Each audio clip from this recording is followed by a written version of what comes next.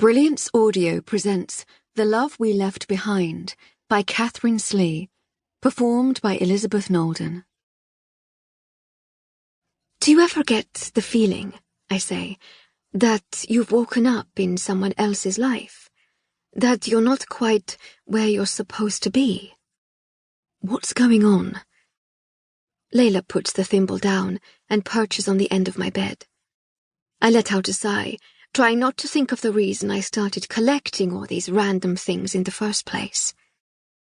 I can't do it, I say, as I take a long sip of coffee and stare at my reflection. Suddenly, I'm struck with the strangest sense of time slowing down, then spinning around and flinging me back in time, back to an attic room in Oxford, where two girls were getting ready to go out, completely unaware of what was about to happen. Do what? Marry Hector. Not this again, she says. Yes, you could get hurt, but you could also end up living happily ever after. There are no such things as fairy tales. Nor is there such a thing as perfect, but for some reason, nobody is ever good enough for you. There is a distinct undertone of disapproval in her voice, one that I know has more to do with her past relationships than me and Hector.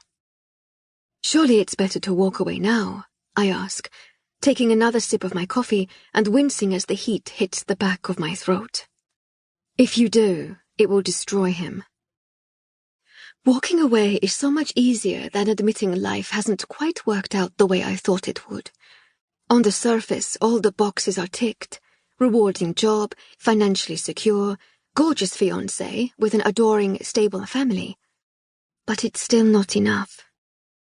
Layla, I say, as I put my mug down and turn to face her, there's something I need to tell you. Something I should have told her years ago, perhaps back when we first met. But secrets are so easy to keep when you think they're protecting you from harm.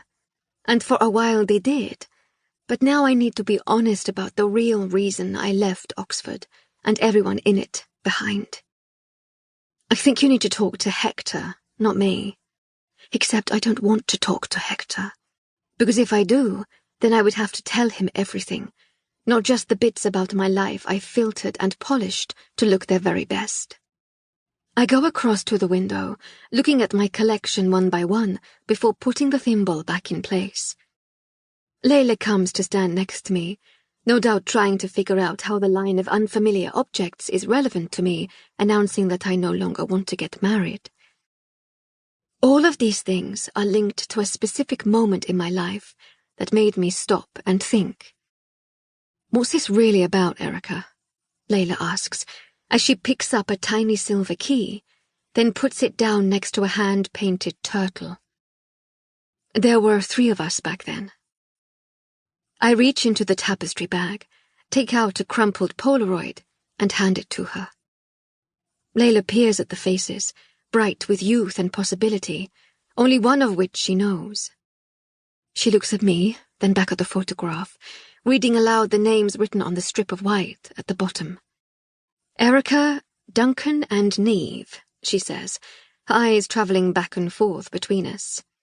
Oxford, 1996.